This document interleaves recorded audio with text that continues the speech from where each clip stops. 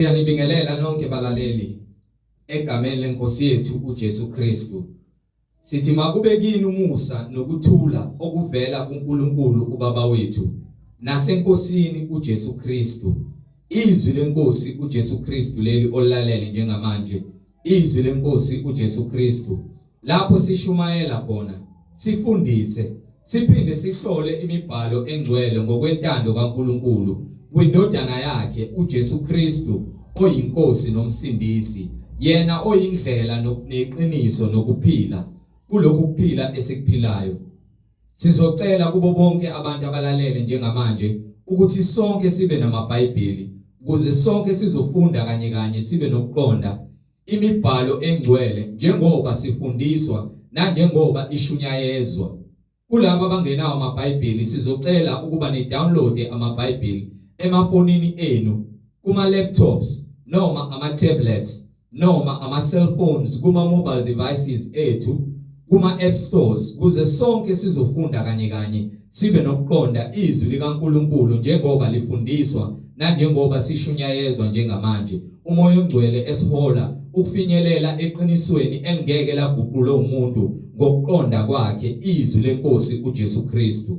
Sizocela kubo bonke abantu abalalele njengamanje, labo abalalele abafuna ukubhabhadiswa egameni likaJesu Kristu, nalabo abanemibuzo mayelana neBhayibheli ungenakho ukuqonda ngenxa yezimfundiso ezigcwele emhlabeni eziphambene nemiyalelo kaNkulunkulu etholakala kwizwi lakhe elingcwele, nalabo banofakazi inkosi uJesu Kristu esekunikile ubufakazi ukuba ubuthule kuzo zonke izindlebe eziyimisele ukuzwa lokho umoya ongcwele akushoyo emabandleni kaKristu Jesu. Ukuba uxhumane nathi kule mniningwane ngizoqala nge-email address. I-email address ithi izwilenkosi.ujesukristu@gmail.com, izwilenkosi.ujesukristu@gmail.com. Gilandelise nge-cellphone number ethi 066 566 9245, 066 566 9245. Balaleli nani bazalwane kuzo zonke izindawo kuzo. Izinjumayelo ziyatholakala ku YouTube. Lapho ungahlala khona phansi neBhayibheli lakho, ulalelisise, uhlole imibhalo engcwele ulalela ukuthi lokhu okuzwayo ngabe uyakubona yini, umoya ongcwele uyakufakazela yini kwimibhalo engcwele. Ku YouTube uzosearcha, usubscribe, upress the notification button uthi izwi lenkosi uJesu Kristu. Ungakhohlwa futhi nokuthi ushareishe ilink nazo zonke izihlobo zakho nabantu obathandayo, ikakhulukazi labo ohlanganyela nabo ngaso sonke isikhathi. Manithi niyamdumisa uNkulunkulu ngokomoya nangeqiniso ukuze wonke umuntu ahlolisise imfundiso ayiphethe ukube ngabe uJesu Kristu uyayifakazela yini njengoba konke okufundiswa la njengamanje sishunyayezwa kufakazelwa imibhalo engcwele iBhayibheli. So ku YouTube uzosearcha uthi izwi lenkosi uJesu Kristu. Ake sivule ngomkhuleko simbonge uBaba wethu osezulwini, sicela ukuba izwi elizoshunyayelwa njengamanje esizofundiswa ngalo amadlebe ethu alamkele, sibe ngabalizwayo, imoya yethu iyamkele ukuze sizophenduka ngomoya nangeqiniso egameni lenkosi yethu Jesu Kristu. Baba wethu osezulwini, malingcoliswe igama lakho Nkosi uJesu Kristu. Umbuso wakho mawufike, intando yakho mayenziwe emhlabeni njengasezulwini. Usiphe namhlanje isinkwa sethu semihla ngemihla, usithethelele amacala ethu njengoba nathi sibathethelela abasonayo. Ungasingenisi ekulingweni, kepha usindise kokubi, ngokuba umbuso ungowakho namandla nenkazimulo. Wena Nkosi uJesu Kristu ngcwele, uyinkosi nomsindisi. Kazimuliswa moya ngcwele manje naphakade. Amen. Sheshisa mfowethu nawe dadewethu, uthathe iBhayibheli usondele. Kubo bonke abantu abathi bayakholwa ukuthi uJesu Kristu uyinkosi nomsindisi. Akubalekile ukuthi usontaphi, muthi uyakholwa wena ukuthi uNkulunkulu odala izulu nomhlaba yena yedwa uyinkosi nomsindisi. Sheshisa uthathe iBhayibheli sihambisane thina sonke. Sinomfowethu umhlengi izondi ozobe sihola enaba kabanzi ngemfihlakalo yemibhalo. Umoya ongcwele kazimulisa kule ndawo. Siyanamkela nonke bazalwane kuzo zonke izindawo enilalele kuzona egameni likaJesu Kristu oyinkosi nomsindisi. Amen. Amen. Sanibingelela Bazalwane benkosi egameni lenkosi yethu uJesu Kristu, umnini mandla onke, glory to God. uNkulunkulu uyazikhulumela bese ulazi izwi lakhe ukuthi uhlezi noma ngabe ulele ukuvulela yonke imibhalo akutshele konke okumele ukwazi njengokuthi wena uyalifunda iBhayibheli uyalazi ke, glory to God. Kuvele kwenzeke ukuthi bengaqala ngavula umlomo engathi ngivele ngikhuluma izwi lenkosi ngigcine ngasabingeleni ngokusemthethweni ngokuba uNkulunkulu uyakhuluma angavumi ukuthi ngithule. Abantu bathi awukhathali ukukhuluma kanje, akhathaleki noma kuthiwa ngiyafuna ukuthi ngikhathale ngabe kufuna inyama. Haleluya, umoya uyavuma, umoya ovumayo. Inyama ifuneka ithobele umthetho ukuthi umoya uphilisayo, glory to God, umoya uyaphilisa. Muhle uJesu Kristu inkosi yomsindisi okuyena osinikile ukulunga nokuphila wasandisela umusa ukuthi sifinyelele eqinisweni silazi bese siyalikhetha iqiniso ngokuqonda uma sesihamba lendlela. Lapho khona ke okwenzeka ehlanu iloko okwenzakalayo manje ngesikhathi belungiswa ehlanu 40 years balungiswa ukuthi balalele izwi njengoba belungiswa nathi sike ehlanu. Ungacabanga ukubana ukuhlalela okushini noma kuma suburbs noma emakhaya ucabanga ukuthi awukho ehlane. Sike ehlane nomhlaba uyihlane sesakhile nje, akulona ikhaya lethu ike ehlane la. Siyalungiswa ngevangeli silungiselela ikhaya lethu la ngempela lapho ekumele siyohlala khona okwaphakade kungasekho ukuzakhela wena ngezithukuthuku zakho sekwenziwe konke. Ingakho uJesu ke ethi niyakholwa uNkulunkulu kholwani yimi ukuba ekhaya likaBaba kunezindlu eziningi. Ungabe kungenjalo bengeke ngitshele, sorry bengiyongitshela.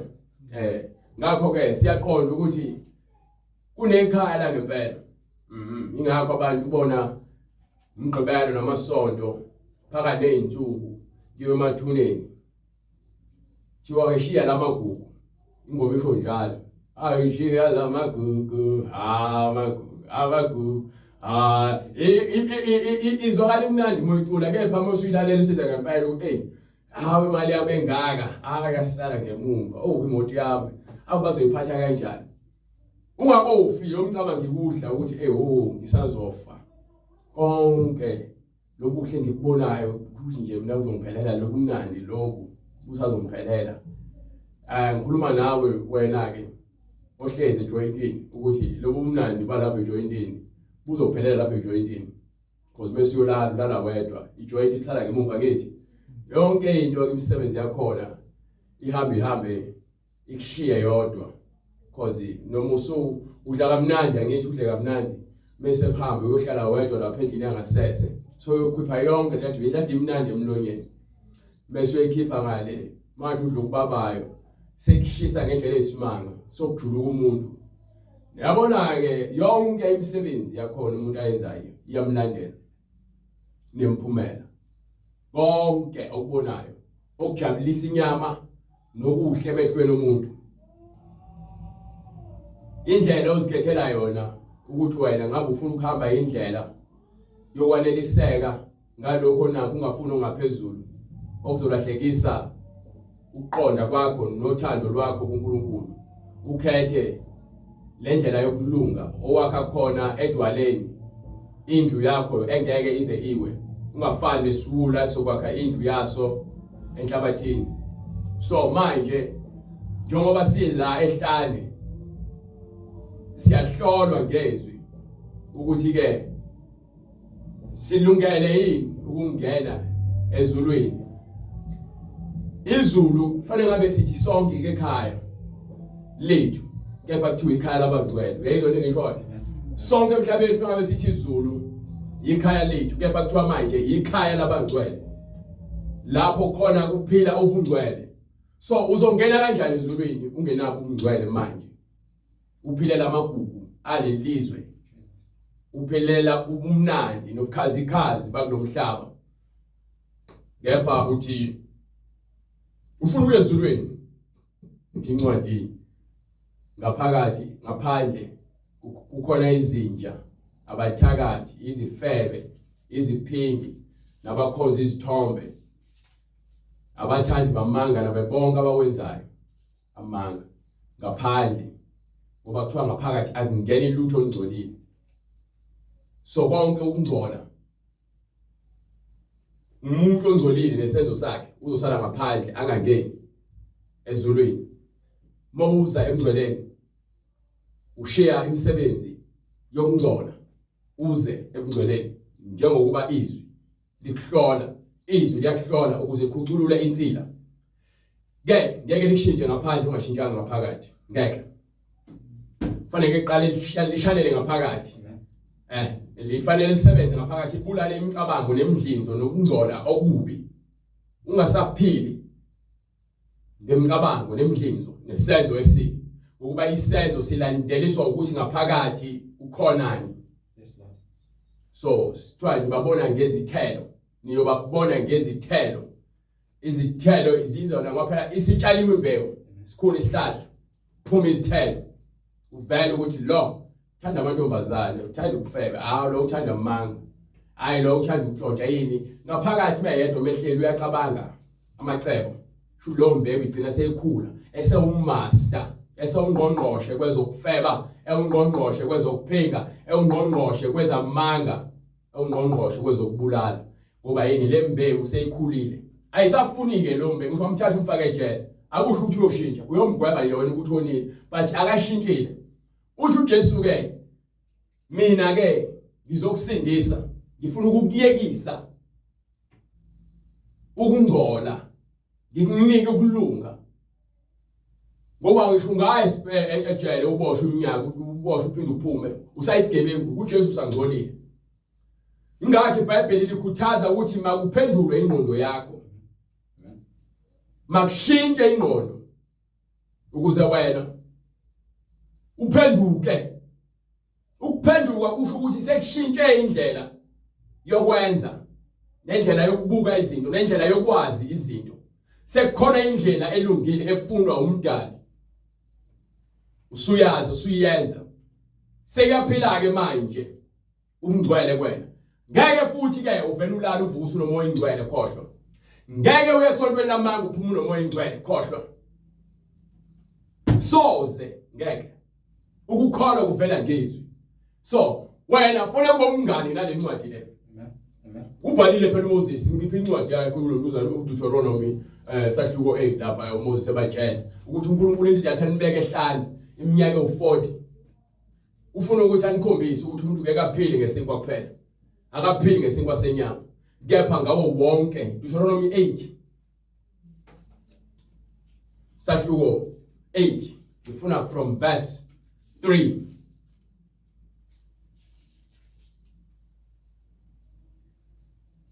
Wakuthobisa ke. Awuhlahluka yoku2.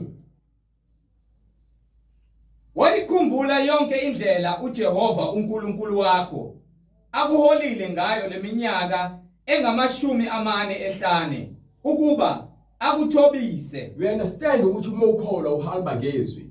Uma uhamba ngezwi, uNkulunkulu okufundisayo, izwi lakhe ekuyilona ekumele siphile ngalo. uMoses agcizelelayo ukuthi khumbula ugcine lezinto lezi uNkulunkulu azifakile kuwena engqondweni yakho ukuthi uzazi. Akuthobise akuvivinye. Ufundiswa ukuthi wena uthobeke, ingakho uvivinywa, ingakho ungena ezilingweni uNkulunkulu evuma ukuthi ungene ezilingweni ukuba wena fanele unqobe ngoJesu. uJesu ngithi wanqoba naye ngomoya ingcwele okuyena esathane emlinga ezakaphendule amantshi awezizinto athi akazuwise ethi akaguqe phambi kwakhe. uJesu wakwenza lokho, akwenzanga nokodwa. Usathane ke nathi usilethela izilingo. Uyaya kuNkulunkulu usimangalela ukuthi thina simi nje ngokuba naku sikhavoye, ngoba naku uNkulunkulu usinike lokhu wasinika nalokhu. So ingakho simile. Uma ngasasuse lezi zinto uNkulunkulu singawo. Ubone wena izinto zakho zonakala ucabanga ukuthi uNkulunkulu akana ndaba nawe. Uyakutshela nje ukuthi uyahlolwa, uyavivinywa. Fanele uvivinywe. Fanele ulingwe ukuze ukholo lwakho lubonakale ukuthi luwuphi. Ngabe lisentweni ephathekayo noma ngabe lisengcweleni. Ayizona nto leyo. Ukholo ukuthi izwi lokho likushilo lithi noma ngabe kuthiwa iziphi izimo.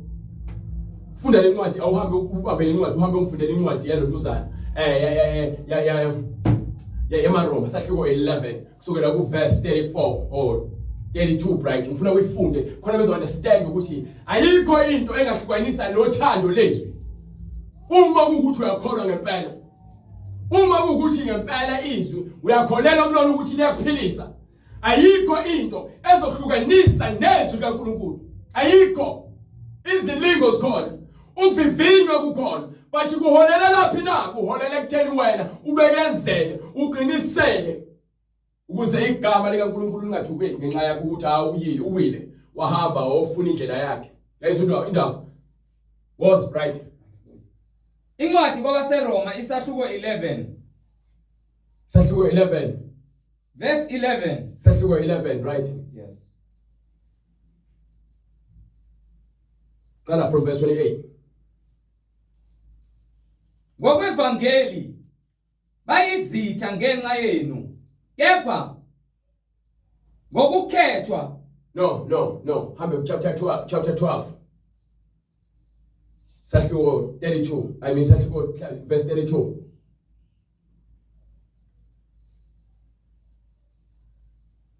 no I pambanisa ngikulo ntuzana chapter 8 yeah chapter 8 starting from verse 32 yena ongayigodlanga eyakhe indodana kepha wayinikela ngenxa yethu sonke wayinikela uthando lo lesikhuluma ngalo ukuthi uNkulunkulu wanikela indodana yakhe ngokuthanda izwe wathanda izwe kangaka waze wanikela ngendodana yakhe yona yodwa kungaba kanjani ukuba angasiphi konke kanye nayo na nayo ngithi uJesu lo moya ingcwele uJesu umoya ingcwele ophila kuyena uNkulunkulu ufuna ukuza kuthina azosinika isiphiwo lesa ayikhombisa ngoJesu kubani ozakumangalela abakhethiweyo bakaNkulunkulu na ubani ozokumangalela nayo ke lento engishoyo abakhethiweyo yilaba abahamba ngalesiphiwo uJesu ashiya nabapostoli abasamukelayo isiphiwo sika moya oyingcwele so uma uhamba ngokukhethiweyo wena ufanele ukungena ezilingweni wena ufanele ukuhlolwa nokuvivinywa phela ke ukuze uphase itest ngithi alifunde izwi silazi bese ke lento esiyaziyo ngezwi bese iyaqhamuka izosivezela ukuthi ke wena uthi uyakholwa izwi nazi izilingo zasemhlabeni usuyavivinywa uzokwenza njani uzoyiphasa itest noma uzoyifeyila uyazikhathela wena ukuthi mina ngifuna ukuphasa noma ngifuna ukufeyila so mawufuna ukuphasa uzokhumbula amazwi kaNkulunkulu okuyiwona azokhumbuza indlela yokuthi ihanjwa kanjani le ndlela yini ozohlangabezana naye ubani olwa naye awuli nomakhelwane wakho awuli noma wakho amen kunomoya ovunguzayo okuyiwona moya ufuna ukuqeda ngawe so manje lethi ke kubani ozakumangalela ubani ozokumangalela abakhethiweyo bakaNkulunkulu uNkulunkulu olungisisayo uNkulunkulu moya ingcwele ozolungisisa kubani olahlayo na ubani olahlayo uKristu Jesu owafelayo yes sir owafayo yebo impela owavuswa kwabafileyo ongakwesokunene sikaNkulunkulu nguye osinxuselayo uyena osinxuselayo kubani ozakusahlukanisa nothando lukaNkulunkulu na ongakwehlukanisa nothando lukaNkulunkulu uyalazi izwi wena ubani ongakwehlukanisa nezwi na waphela bewulazi izwi akhona oyedwa umuntu ongahlukanisa nezwi ukholelwa kulona izivivinyo azizelanga ukuzohlukanisa nezwi but isizohlola ukholo lwakho ezwini wena ohlukanisa nothando kaNkulunkulu wena uqobo lwakho ngokuthi isinqumo sokuthi wena ufuna ukwehluleka wena uyafuna ukuyeka ukuhamba ngezwi uyaziyekela but izivivinyo zizokuhlola igama lithi isilingo izokulinga lento ubani othatha isinqumo isilingo sithathele isinqumo wena uthatha isinqumo so ubani ongasehlukanisa nothando uthando yazini Uyazini uthando. Mawuthanda umuntu uthi ukhadile naye. Ubona ungahlukanisa naye. Akekho. Ngisho ummeli ijaji, ngisho incwadi yomdivorce. Hallelujah, glory to God. Ngeke ngoba kuthiwa ukuhlanganiswa uNkulunkulu. Akekho ngokwehlukanisa. Izwi bese ulazi linamathele kwena nje. Liyaphila kwena. Uma ulithanda ke izwi liza kuphila kwena. Izilingo zizofika. Izinkanuko zizovuka. Usathana uzofika azokugabisela. Akubekele umgodo wamanga wena ukholwa ukuthi umgodi ngempela lo. Akubekele ubuhle bamanga ukholwa ukuthi ubuhle lo bezinto ezidaliweyo. Ingakho akhuphulele uJesu entabeni. Wathi uma ungaguqa phambi kwami ngiza kukunika wonke lo mbuso lo ngokuba konke kunikwe ezandleni zami. Uthi uJesu uthi mina ngiguqela uNkulunkulu kuphela. Ubulotshiwe uthi umuntu akanakuguqa. Komunye uNkulunkulu uyedwa uNkulunkulu ekumele simguqele. Amen. So umuntu bezoguqisela noma ezokufuna ukuthi uzincengele ngento edaliweyo. Ungaguqa. Khathalo uma ngabe uza nemali engakanani uzogusathane lo uzoguqisa. Ubani ongakwehlukanisa lothando likaNkulunkulu? Ubani? Kubani ozakusahlukanisa? Ubani ozakuhlukanisa nothando likaNkulunkulu? Nothando likaNkulunkulu. Nothando likaNkulunkulu. Noma kuhlupheka. Angitshela into ngishoyo. Usathana uqhamuka kwazi ukuthi uhluphekile. Akuvezele indlela engakwazi ukuthi usheshube nemali.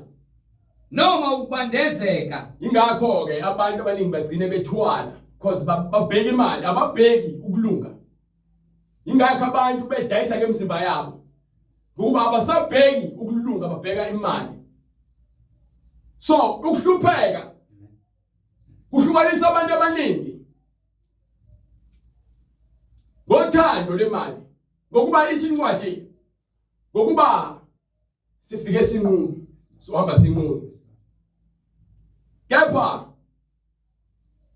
uthando lwemali luyimpande. Uthi akushonga ukuthi imali. Abantu abaningi bathi imali lisona, akuyona imali.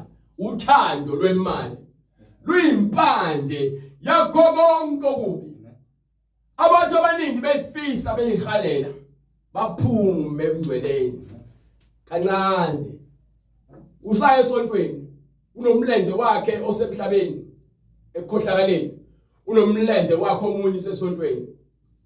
So ilabo ethu ababizwa ngabazenzisi. Ngale uhambisa ngoma wezimsebenzi namaladi ngapha uphathe iBhayibheli ugabalazile. uJesu athi awukwazi ukukhonza amakhosi amabili ngokuba wena uyedelela. Uzothanda lenye uyithathe kancane. Na kanjalo bathanda imisebenzi yamadimoni kunobungcwele. Ngokuba ngeke uthi uhamba indlela yobungcwele kepha ukhonza amadimoni. So umuntu usebalansile nje, ubalanse ngapha, ibalance yakhe yonke ngapha usefaka umlenze nje esontweni ukuthi abonakale ukuthi ukhona.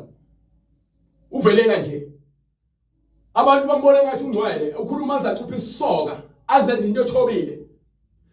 Njalo bekhuluma amen, amen, awu, amen.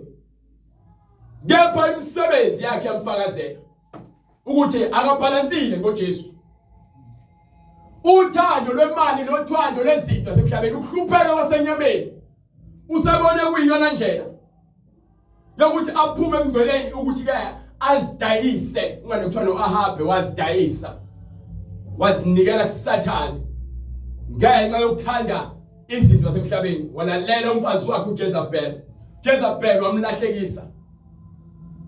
Jezebeli wamdukisa uAhabe. Lithi iBhayibheli noma wayesefuna ukubuyela enkosini kepha kwamsinda ngenxa yokuthi wayenomfazi oyisinengiso.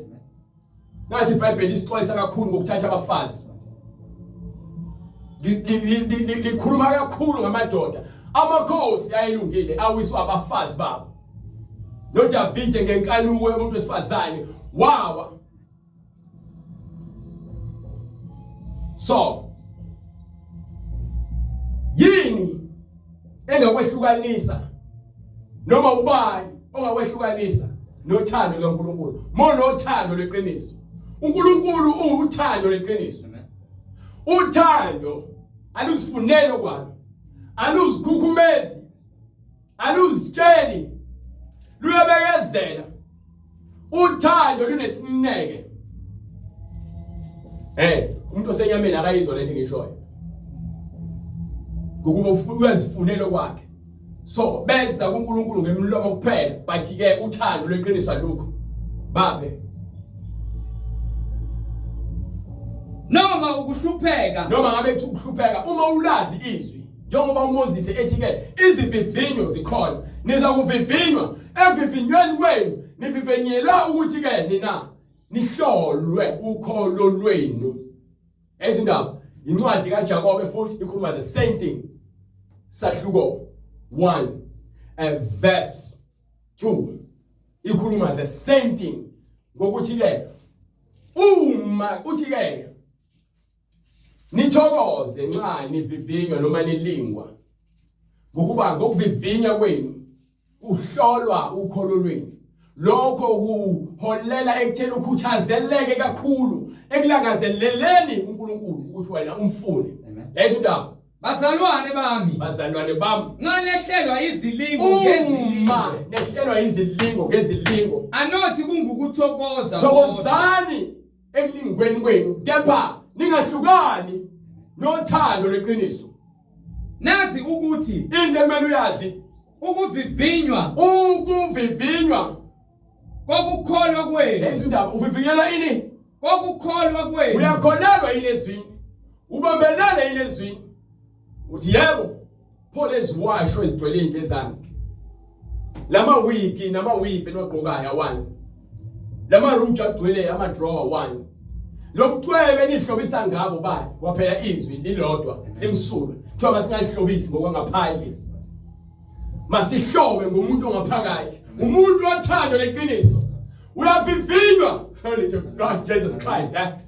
Nasi ukuthi ukuvivinya kokukholwa ukuvivinya kokholo lwakho veza ukukhuthazela veza ukuthi wena fanele ubambelele unamathele methu indoda yakushiya uyise nonina inamathele nawe namathela ngokuba iBhayibheli ithi incwadi yaseKorinte bekhuluma ngothando sahluko 6 mingaphosisa sahluko 6 right verse 15 ekhuluma ngokuthi umuntu umoya usebenza kanjani isifebe siba munye nomoya wokufeba kanjalo nalowo uKristu uba munye noKristu. So awukwazi ukuthi noKristu lebu bufeba awukwazi wena ngokuba umzimba wakho kuthiwa itempeli kaNkulunkulu ophilayo. Ungathatha kanjani itempeli lokungcwele ulikele ekufebeni ulande umoya wokufeba uzoyifaka esontweni? Anazi yini ukuthi imizimba yenu iyizitho zikaKristu? Umsitho uKristu umzimba wakhe esibona sizitho simalunga kuKristu.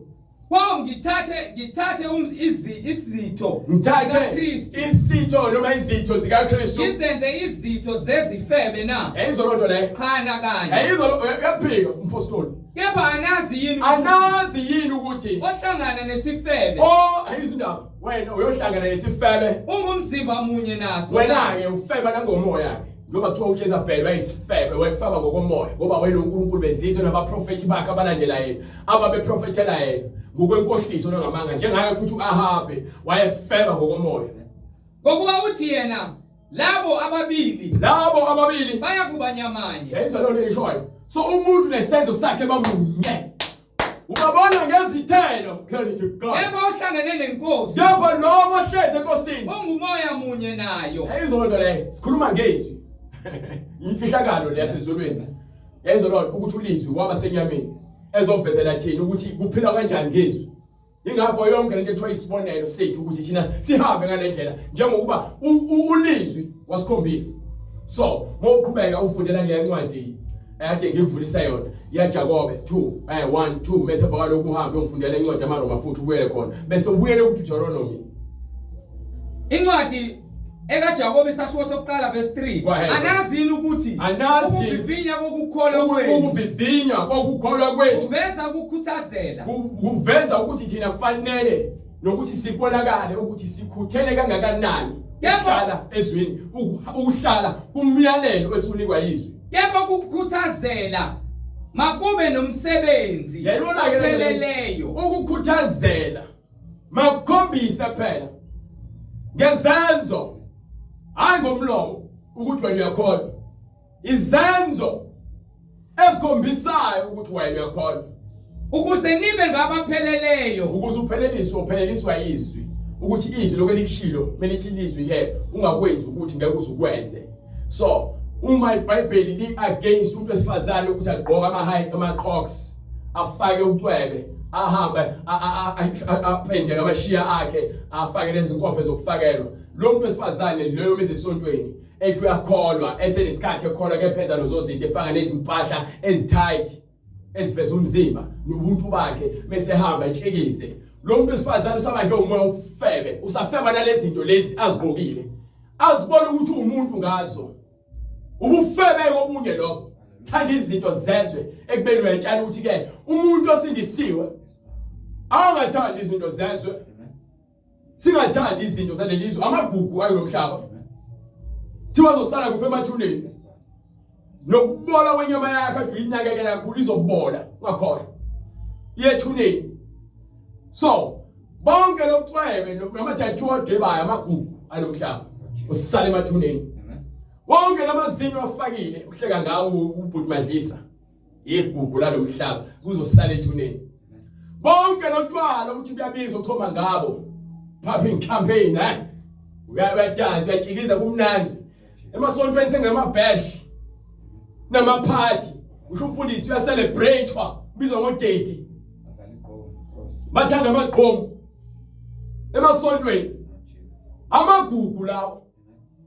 Siza ngani ukuhlabelela nenza yonke into ezojabulisa inyama kepha ke nithi niyahlolwa thizi ke ncwadi yaDaniel sahluko 5 from verse 23 qale nje lapho khona izokuvezela ukuthi ke bese kuthiwa uyahlolwa so uyafaka esikaleni phela manje ngithi uyabonakala ukuthi ngabe uyabalansa nezwi. Glory to Jesus.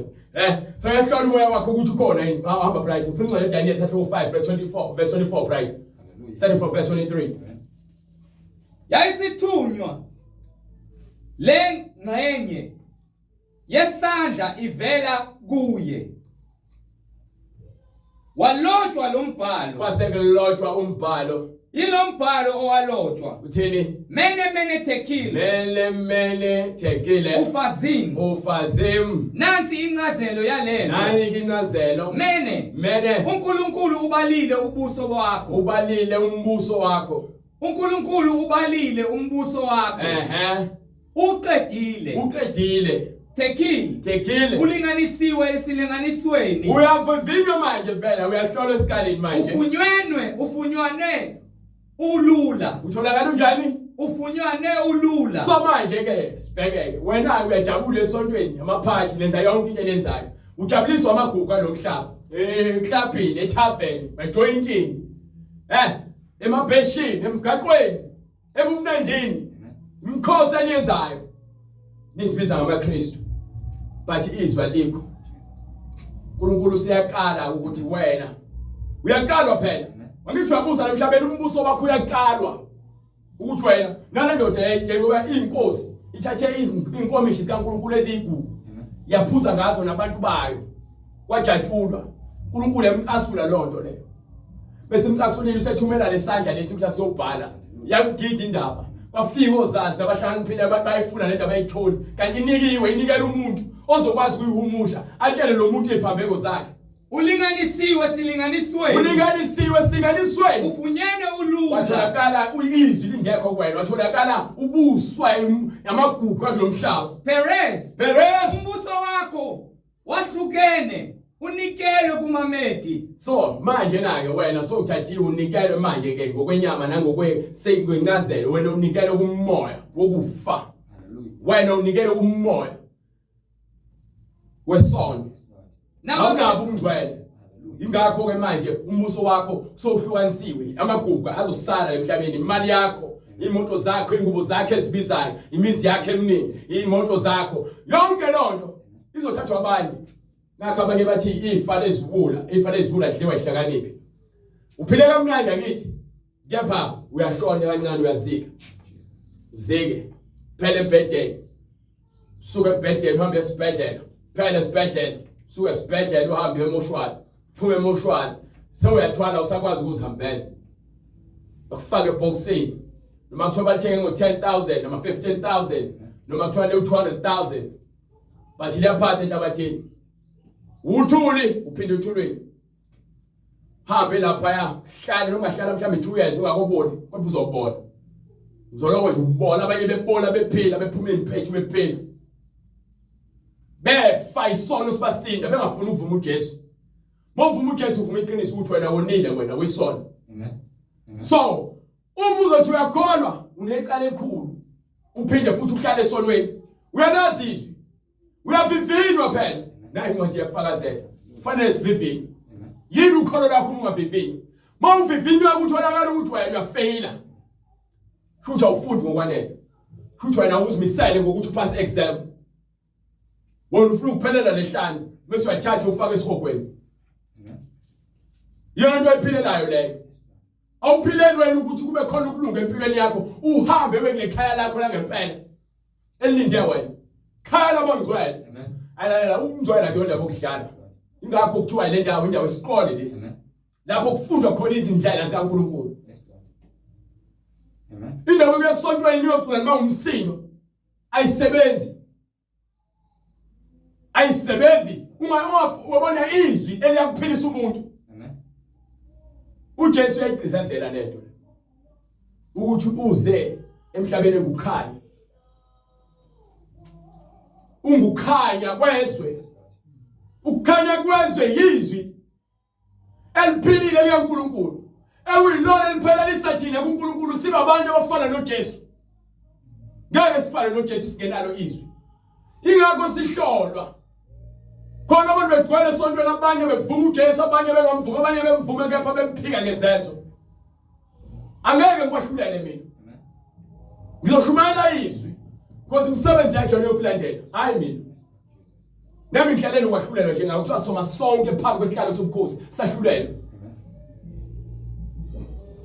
so why manje uzobona ngathi mina ngcono akhona oyedwa ongcono akekho futhi omuhle uyedwa omuhle uNkulunkulu umoya engcwele masamkela yena siyokhazimuliswa uyena futhi ukuba akuthobise akuvivinye ukuze ke thina sithotshiswe sifanele ukuthi izwi lokho elikushoyo sikwenze ngokuba lithobise lomsebenzi enyama bethiwa ke yonke lento kaNkulunkulu yenziwa ngokuthi wena uzile ukudla nangumkhuleko yini eyenza ukuthi sizile ukudla yini efundiswayo ngokuzila ukudla abantu bayathanda ukufasta bafastela ama breakthrough pen ukuthobisa inyama kusho ukuthi ke inyama iyahali isifunelo kwayo uma uzila ukudla uyizilela ukuyincisha lokho ekufunayo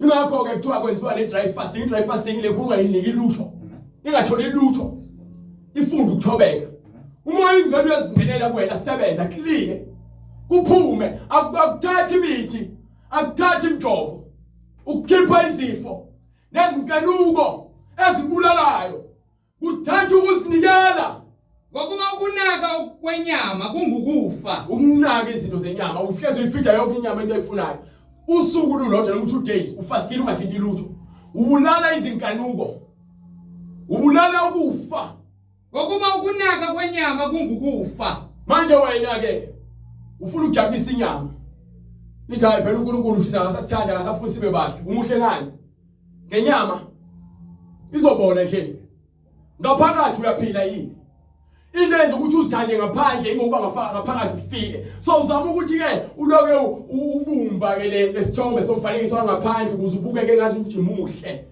awukho muhle mumbi kule nyama le uthi umpostoli Paul incwadi yaseRoma sahluko 7 verse 15 incwadi yaseRoma yimbi inyama ingakho kuliwa nayo ukuthi ingatholi konke kufunayo ngendlela efuna ngayo ingakho kuthiwa cela kuNkulunkulu uzakunikwa ngqongqoza funa uzakuthola banike ngokuba engikwenzayo angikuqondi engikwenzayo ezweni ngishoyo so ngesikhathi uzama ukuzihlobisa wena awuqondi wenzani zonke izinto ezijabulisa inyama awuqondi wenzani ngokuba engikwenzayo akusikho lokho engikuthandayo lokho engikwenzayo isono ubani othanda isono akekho ngapha bese sigqovile isono yes enjoy because sawumoya munye nesono awusayibona into engalungile ngesono ingakho sesikubusa isono kodwa lokho engikuzondayo ikhona engikwenzayo ukulunga ikona okunzima ukungcwele kunzima bese ujwayele isono kona efanele ngabe uyakwenza kuphilisa wena kunzima ukuthi ukwenze yebo uma ngenza lokho so uma ngenza lezi zinto lezi engingakuthandiyo uma ngenza isono ngiyawuvumela umthetho ukuthi muhle uma ngenza iqiniso ngiyavumela noma libhlungu iqiniso lapho uma ngenza into yokulunga ngiyavumela ukuthi uNkulunkulu nomthetho wakhe muhle ngokuba njani kodwa kalokho akuseyimi engikwenzayo kodwa yisono esihlala kimi so kunesono engikhuluma ngaso njengoba uzama ukuzakha uzenze uzakhela ukuthi wena ubukeke ngendlela ezojabulisa abantu uNkulunkulu ujabulile ngawe sibuzo lombuzo so uma wena ugcwalisa inkanuko yokuzithanda wena kakhulu jabulisa abantu ufuna bakubone njengomuntu omuhle kepha ngaphakathi ufile ukuba yini isono siyakubusa umuntu obuswa isono uzama ukwakha lokho ngaphandle ngisho ungagqoka uniform emhlophe esontweni qwa but uma inhliziyo yakho ifile ithakatha izonda ibulala intshontsha ufeba uphinga udaka utshwala wena ungcolile zimhlophe impahla ozigqokile emhlabeni but le ngubo le yasezulwini isembatho lesi esimhlophe qwa umoya ingcwele uyamngcolisa ngesono ukuba wena evinyeni kwakho ngesikhathi uvivinywa uthobela isono uNkulunkulu ukubeke lehlane ukuthi wena uzothotshiswa imisebenzi yenyama ufunde indlela kaNkulunkulu ukhazimulisa yena ngezwi ukuba umuntu uma uqhubeka ufunda ithele kwincwadi eDuteronomy azi okusenhlizweni yakho ukuze uNkulunkulu akwazi konke okusenhlizweni yakho uma ubuya kugcina imiyalo yakhe uma wena usakugcina imiyalo yakhe noma cha wakuthobisa ke wakulambisa wakulambisa wakupha ukuba udle imana ukuthi ke udle imana isinkwa sasezulwini obungalazi yebo bebengalazi futhi oyihlo ukuba akwazise ukuthi umuntu akaphili ngesinkwa sodwa kepha ngakho konke okuphuma emlonyeni kaJehova iyona indaba le so manje ke uma sijabuleke emasontweni singawaphatha amabhayibheli uma sijabuleke esontweni ukuyocula yini oyelayo uma iBhayibheli iphatha umfundisi kuphela wena noNkulunkulu kanti nenzani uthanda uNkulunkulu ngoba naku uSunday uthanda uNkulunkulu ngoba naku iPhasika uthanda uNkulunkulu ngoba naku uChristmas niyazakhela indlela zenu zokuthanda uNkulunkulu izwi lakhe ulazi sikhuluma ngezwi lakhe dumpotiyana kepha kunamavesi obambile azokudefend ukuthi uhlale esonweni uyazikhohlisa wena iqiniso wena usibulalayo hayi mina wena usiphuzisa ushevu wena uyasiphuza isono uphuza upoison uyagcwalisa inkanuko yokufa bese uqashe lokho ucashela abantu wesontweni ungcwele ekhaya ubhema ugwayi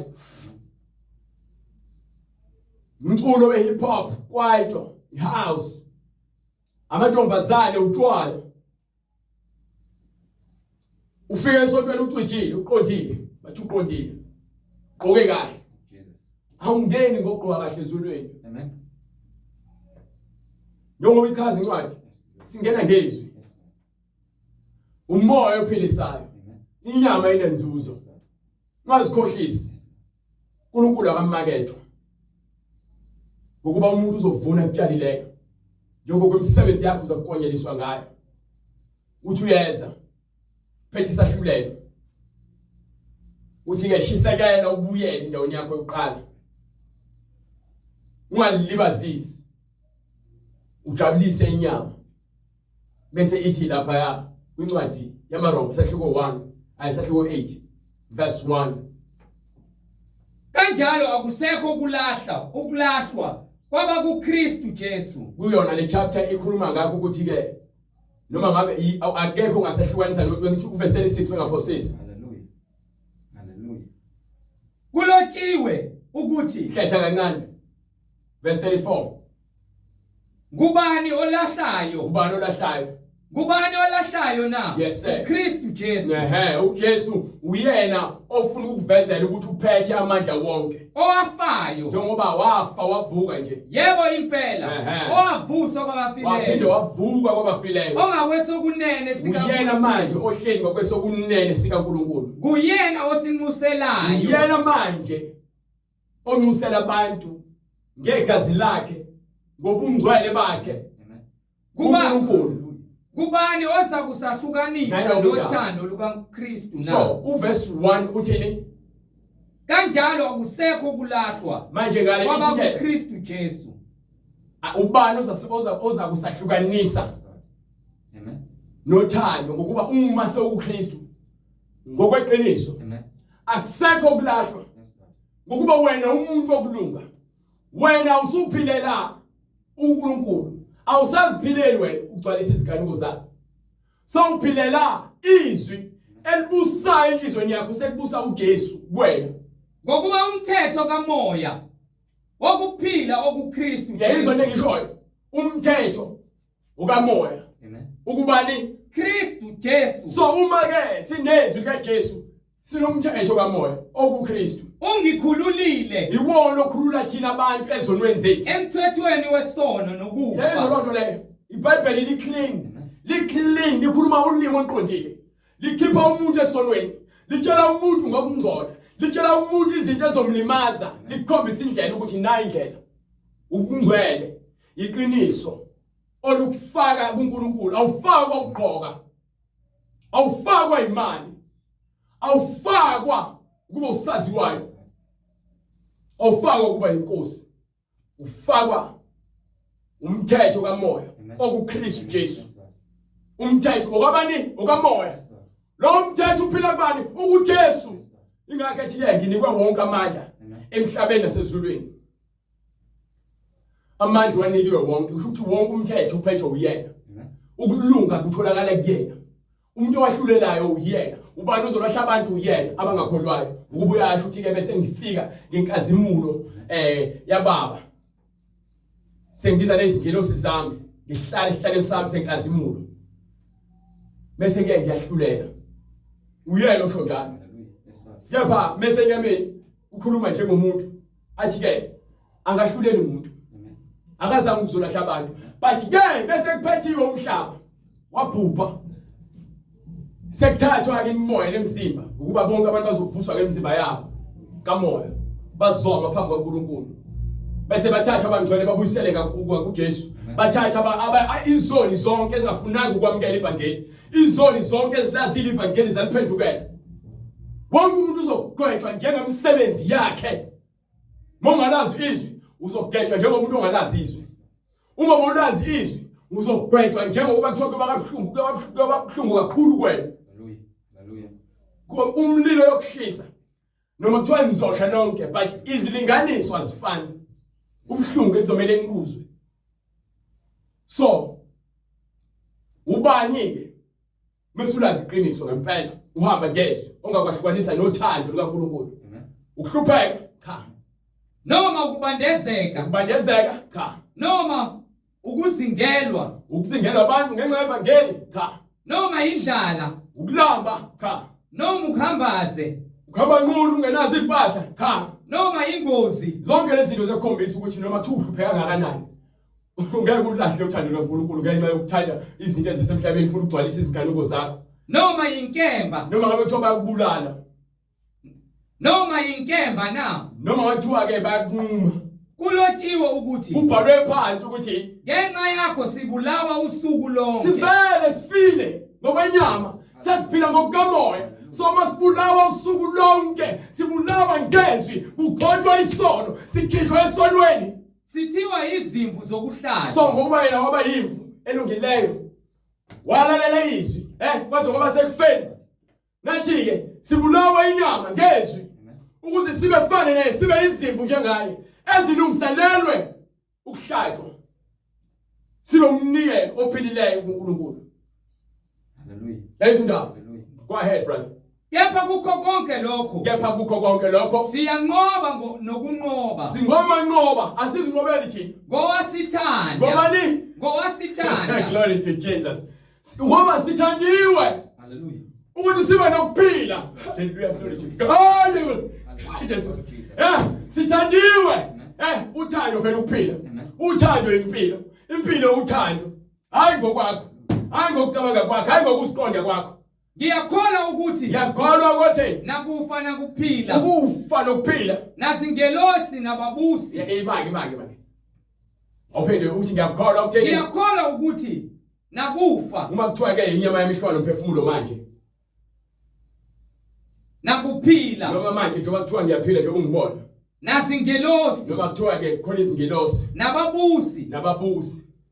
Nakho okukhona. Nakho konke okukhona. Nakho okuzayo. Nalokho okuzayo. Namandla. Nakuphakama. Ukuphakama. Nakujula. Nokujula. Nanto enye edaliweyo. Nakho ayikhuluma ngezinto ezidaliweyo manje la. Akuyikuba namandla. Angeke akufanele ubuswe izinto ezidaliweyo. Lizo lencwadi le. Hallelujah. Akufanele umuntu ongcwele abuswe izinto ezidaliweyo. Ngeke ubuswe izingilosi ezidaliwe. No. Ngeke ubuswe imali idaliwe. No. Ngeke ubuswe abantu besifazane kudaliwe. No. Soze. Okusayihlukanisa. Ngeke ubuswe amadoda. Soze. Okusayihlukanisa nothando lukaNkulunkulu. Uthando lwaNkulunkulu umuntu wezwi. Lona ekusondeza kuNkulunkulu ukuthi ube umpriest nenkosi kuyena. Yes Lord. Hallelujah. Siyokuba amakhosi kuyena. Amen. Oluku Kristu Jesu inkosi yethu. Yilo nto kuphela.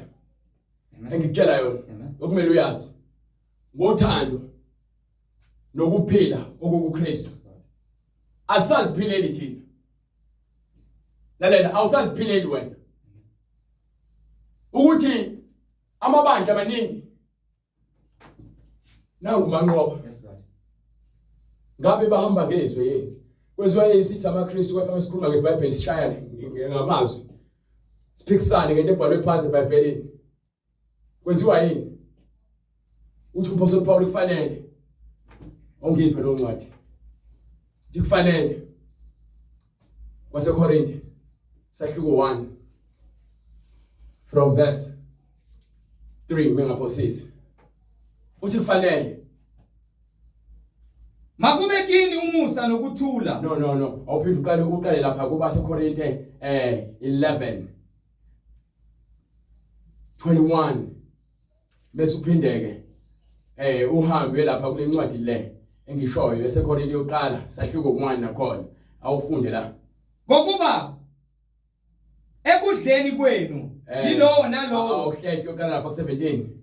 Kepha nxa niyala. Nxa nginiyala. Ngalokho anginibongi ukuthi nibuthane kungekukho okuhle kepha kukho okubi.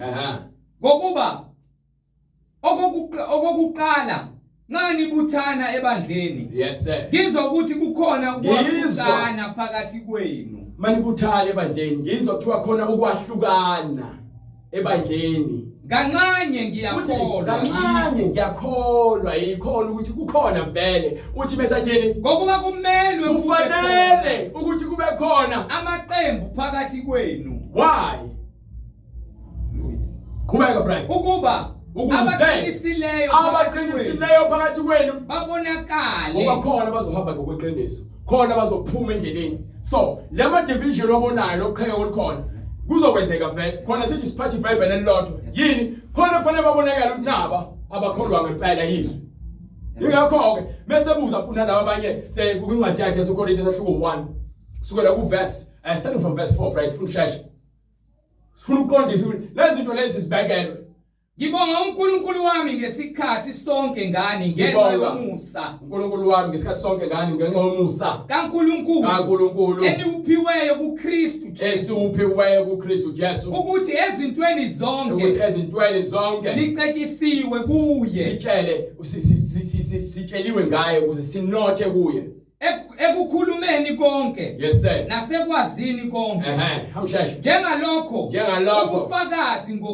ubufakazi ngoKristu baqiniswa kini. buqinisiwe kubapostoli Ukuze ningasilalelwa. ukuze singezukusala ngemuva. Nasinye isipho singalahlekelwa lutho sithole konke okamoya.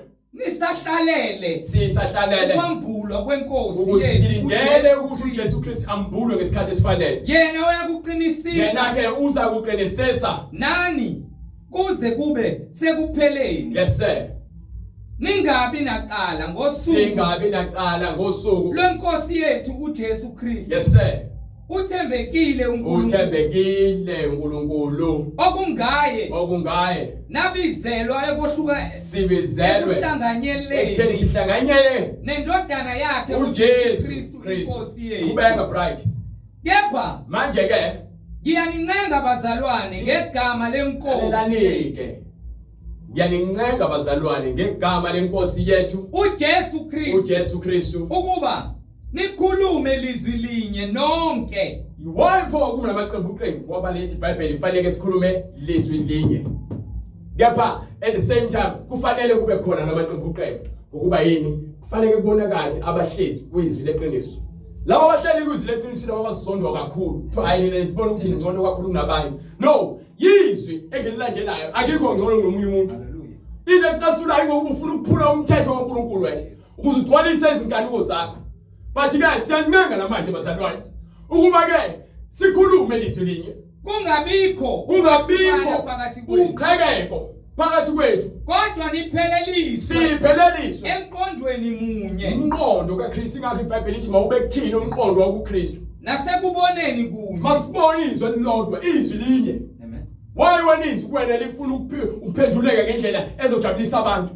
Ungafuna ukunika abantu ngendlela eliyona ufuna ukulishintsha. Kwenziwa yini wenze kanjani?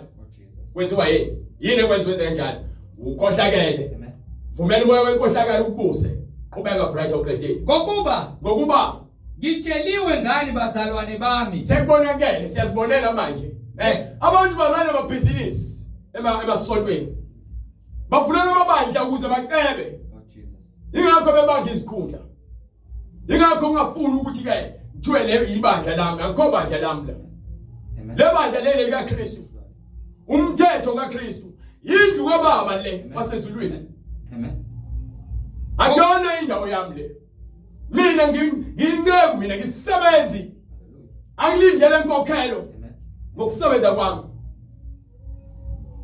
Ngokuba ngitsheliwe ngani bazalwane bami. Abendlu kaChloe ukuthi kukhona ukuphikisana phakathi kwenu. Yini eyenza ukuphikisana ekubeni izwi linye lila. Mesivula sonke ingakho sithi mesifunda leBhayibheli. Sithi mesiqala sishumayela sithi vula iBhayibheli lakho. Woza leBhayibheli lakho kodwa sifuna ukuthi wezwe ngethi mina. Ngifuna uzibonele into engiyishoyo phansi ibhaliwe. Ngokuba sikholwa ngezwi. Asikholwa ngokubona izibonakaliso zamanga. Ngisho lokho ukuthi yilowo nawo. Uma umfundisi wakhe enza into engekho eBhayibhelini, uthi uJesu unamanga wena. Lo muntu uyisisebenzi sikaSathane. Ke uSathane uyeza kubantu ezenza ingilosi yokukhanya. Nabapostoli futhi bamanga bayeza kubantu. Bezenza izingilosi zokukhanya. Kepha kuthiwa ke imisebenzi yabo yabonakala. Ngiyakuthiwa ke zobabona ngezithelo. Zobabona ngezenzo. So, mekuhlukwana phakathi, yebo, akufanele kube kwenzeke kepha ke ningathuki ngokuba kufanele kwenzeke. Abaprofeti abaningi uJesu Kristu uyasho bazovuka abamanga. Bakhohlisa abaningi.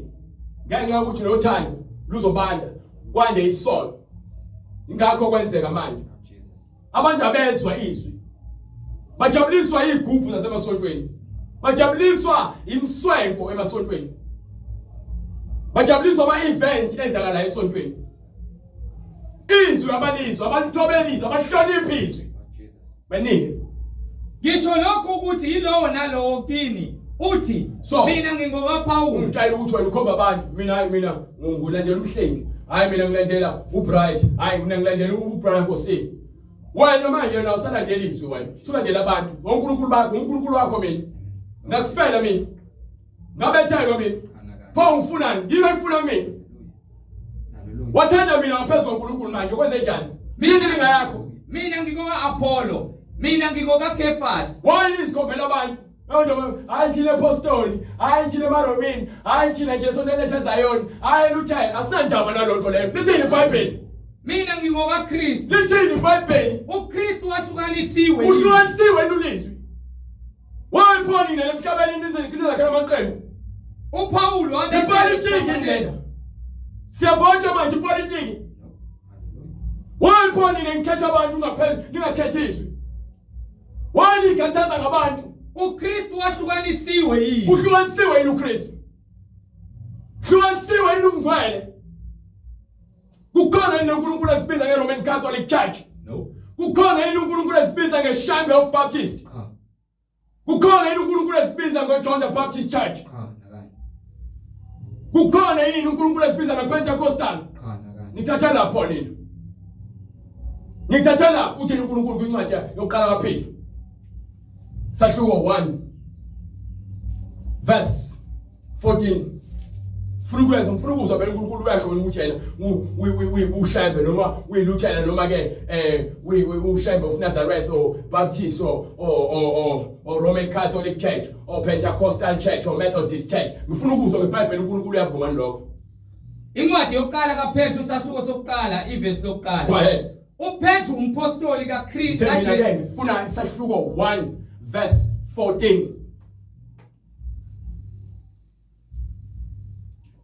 njengabantwana abalalelayo yini izindaba ithini umntwana ulalelayo uhamba ngani kanti ulalelani ulalela umfundisi noma ulalela izwi umfundisi ukhomba kuphi bakukhomba kuJesu womlomo noma bakukhomba kuJesu oseBhayibhelini amen omuphi lo Jesu lo uthini njengabantwana abalalelayo ningalingisi izinkanuko zakuqala ekungazini kwenu so ungaphindi uphindele esonweni ungaloku uhambe wenza izinto obuzenza kuqala usaphile esonweni kodwa njengowanibizayo engcwele uthini ke unjani kodwa njengowanibizayo engcwele akayona Roman Catholic Church njengowanibizayo engcwele manibe ngcwele nani sibizana kuphi emgcweleni ekuhambeni konke ukuhamba kwethu ubungcwele ukukhuluma kwethu ubungcwele ukuhlala kwethu ubungcwele ukuphila kwethu ubungcwele ugqoka kwethu ubungcwele ngokuba kulotshiwe ukuthi so indaba zama-uniform lelifaka ayikwenzi ube ngcwele indaba zomswayiko ayikwenzi ube ngcwele asihlobi ngokungaphandle sihloba ngezwi ubungcwele sibizela emngcweleni angibizela ogameni lesonto manibe ngcwele ngokuba mina ngingcwele sifanele sibe ngcwele anginandaba ukuthi utheni mina fanele sibe ngcwele Mangikhome ngegama lesonto lakho ukuthi kade laba khona. Sisanda kwenzani? Awungeni ngale ezulwini. Ngene komngcwele. Izwi kumele ulazi. Mangikele indaba zamasonto maningi kakhulu anesitafu futhi amanye ngokuba ke aphikisizwe. Anginandaba nabagama amasonto. Yazi anginandaba ngempela. Mina ngihlezi ngihlola umngcwele ukuthi ngiyabuthola ngiyabuzwa ngiyabona yini. Bengaboni ngiyazithulela futhi.